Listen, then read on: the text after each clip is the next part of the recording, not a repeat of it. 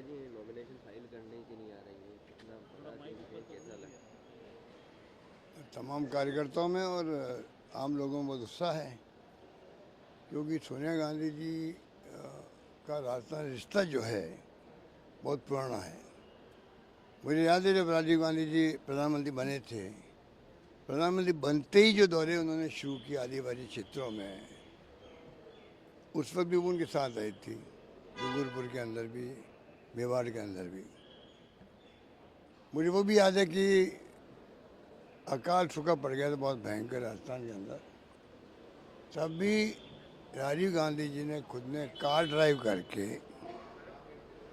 करके 3 दिन तक करीब 9 जिलों के दौरे किए थे।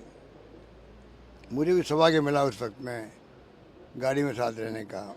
हरदीप जोशी जी थे चीफ मिनिस्टर, वो भी साथ थे।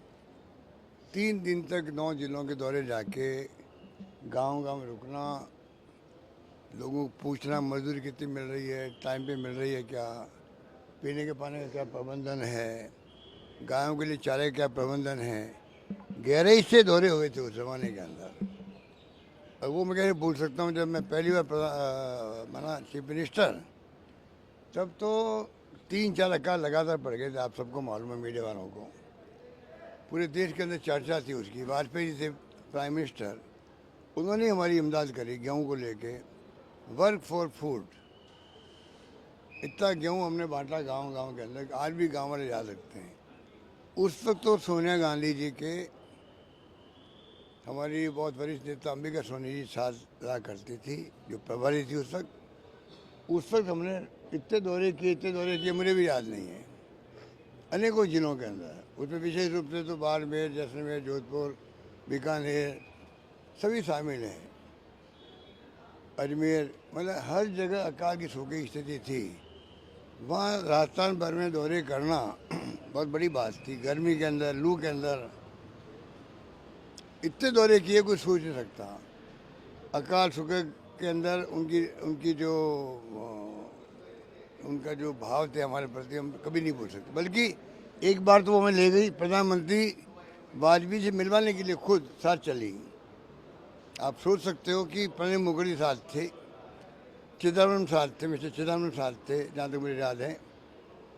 विलासराव देशमुख के मुख्यमंत्री थे तत्कालीन महाराष्ट्र के, वो साथ थे। हम सबको ले गई पीएम हाउस के अंदर, वाजपेयी जी से मिलवाया, मीटिंग करवाई वहाँ पर, और ये दबाव बनाया उनके ऊपर कि हमारे राज्यों में अकाल और सूखा बहुत भयंकर पड़ गया है, महाराष्ट्र के अंदर भी, राजस्थान के अंदर भी, उसमें आप आगे आगे मदद कीजिएगा। उस वक्त जो हमें इमदाद मिली थी, अगर कोई इंटेलेक्चुअल इन बातों को विश्लेषण करे, जो करते भी है आज पूरे कंट्री में, जो उस वक्त के रिटायर्ड ब्यूरोक्रेट हैं या जो जिनका इंटरेस्ट है, आज भी मुझे कहीं मिलते हैं, वो कहीं प्लेन में या कहीं पर, वो उस अकाल सूखे के प्रबंधन की तारीफ करते हैं जो हमने यहाँ पे किया था।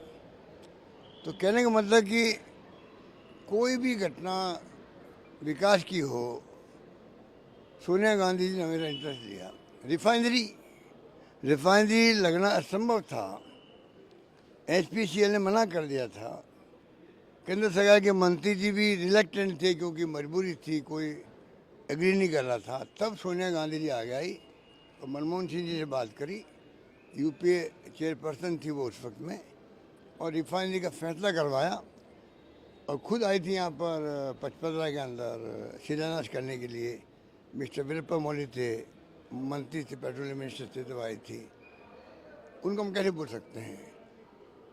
बाकी तो चाहे जयपुर मेट्रो का प्रोजेक्ट हो, चाहे वो कोई योजनाएं हो, केंद्र से यूपीए से हमें मदद लेने की बात हो, कहीं कोई अड़चन आ रही हो, मतलब एक इतिहास उन्होंने बना दिया। और सबसे बड़ी बात है, प्रधानमंत्री का पद छोड़ दिया। तो हमें गर्व है कि जिसने प्रधानमंत्री पद छोड़ दिया हो, वो एक महान नेता, और कई वो किसी राज्य में जाके बन सकती थी राज्यसभा मेंबर, उन्होंने चयन किया अगर राजस्थान का। आज ये खबर पूरे देश में, दुनिया में जाएगी कि सोनिया गांधी जी जो महान नेता है देश की, वो उन्होंने राज्यसभा में राजस्थान से जाने का चयन किया है। तो आप सोच सकते हो राजस्थान का जो राजस्थान की चर्चा देश की दुनिया में होगी आज। तो जो हमने कहा है राजस्थान के बारे में कि पिछले चुनाव कैंपेन में हमने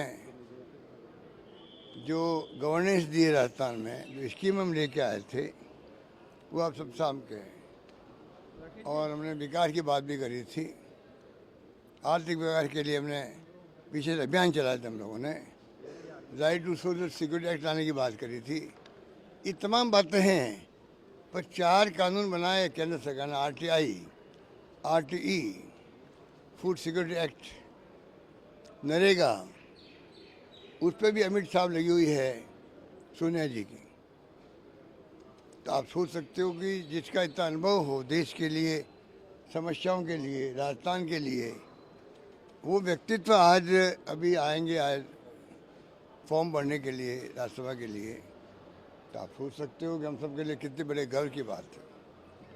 वो आएंगी तो मैं समझता हूँ कई योजनाएं तो भारत सरकार, NDA गवर्नमेंट आज बनी हुई है, उनके भी कान खड़े होंगे। सोनिया गांधी जी का रिश्ता as a Rajya Sabha member Rajasthan से हैं, तो हमारी कोई योजनाएं होगी, हम दबाव बनाएंगे केंद्र पर, राज्य पर, उस पर भी हमें इमदाद मिलेगी उनके औरा का, ये मैं कह सकता हूँ। तो मुझे बहुत खुशी है, मेरे पास शब्द नहीं, किन शब्दों में हम प्रसन्नता व्यक्त करें उनके फैसले का। किसान आंदोलन भी फिर से शुरू हो रहा है वहाँ पर उनके ऊपर। देखिए, पूरी तरह नरेंद्र मोदी जी एक्सपोज हो रहे हैं।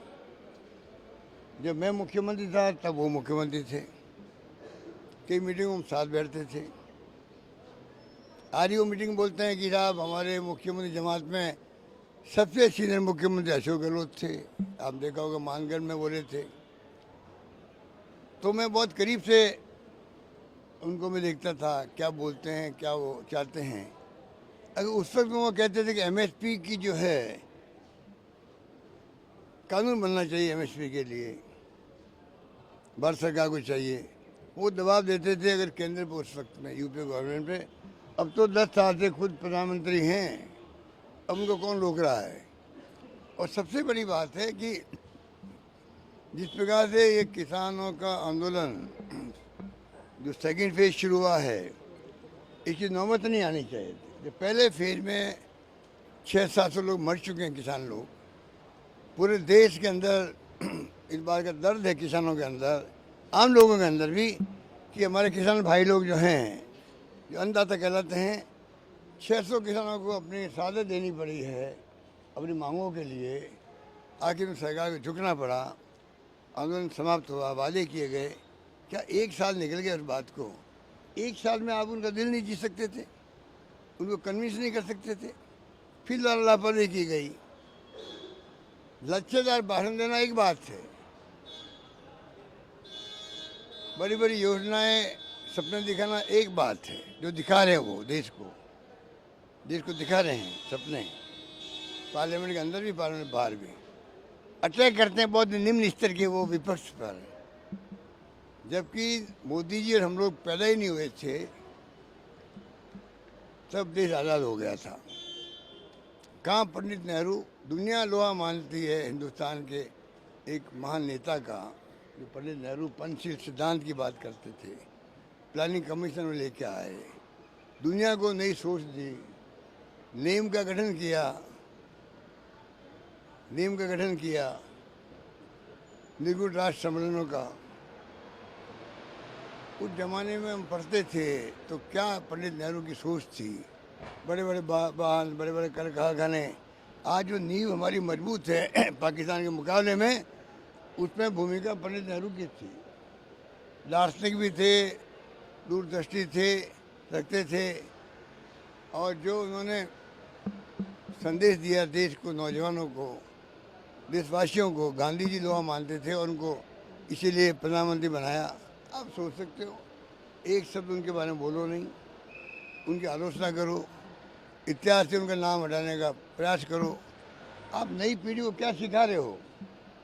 अगर इस प्रकार की आपकी हरकत रहेगी ना, तो इतिहास आपको भी याद नहीं करेगा। किसान आंदोलन को विपक्ष की साजिश बताया जा रहा है, बीजेपी की तरफ से लगातार ये आरोप लगाया जा रहा है। ये तो आप कुछ भी सोच लीजिए, विपक्ष कोई साजिश नहीं कर रहा है, और किसानों ने खुद ने तय कर रखा है इसमें हम विपक्ष की हो या कोई हो वो राजनीति नहीं आने देंगे।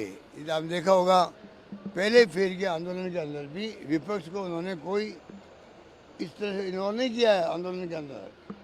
खुद के बलबूते पर, खुद की क्षमता पर, खुद के दृढ़ निश्चय पर और खुद के संकल्प पर उन्होंने आगे बढ़े थे। और देश को गर्व होना चाहिए कि देश के किसानों में दमखम हैं। उन्होंने आखिर में केंद्र सरकार को झुका दिया।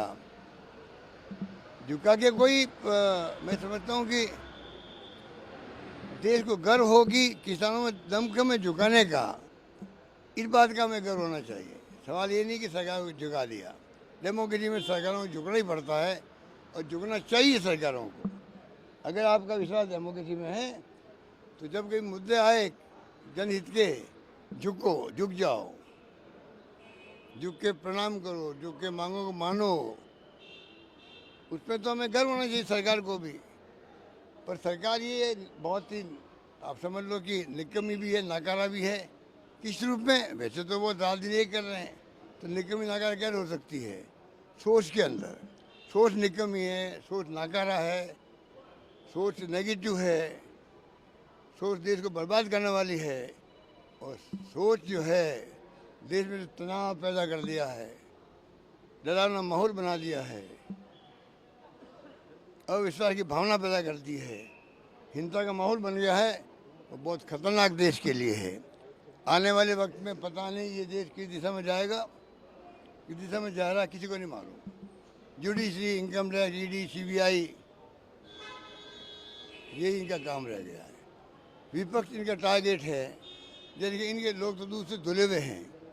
देश देख रहा है, कानों कान खबर लगेगी नहीं। जैसे इंदिरा जी चुनाव हार गई थी भाई, बांग्लादेश का आज़ाद करवा दिया उन्होंने, पाकिस्तान के 2 टुकड़े कर दिए, गरीब हटाओ की बात उन्होंने करी, सब कुछ किया। पर जनता ने उनको भी एक जब मौका आया तो पराजित कर दिया। वाजपेयी गवर्नमेंट चली गई, इंडिया साइनिंग और फील गुड करते करते। क्या पता पड़े इस गवर्नमेंट का क्या हर्ष होगा, टाइम बताएगा। थक गए हो, चलो। सोनिया जी पहली बार राज्यसभा का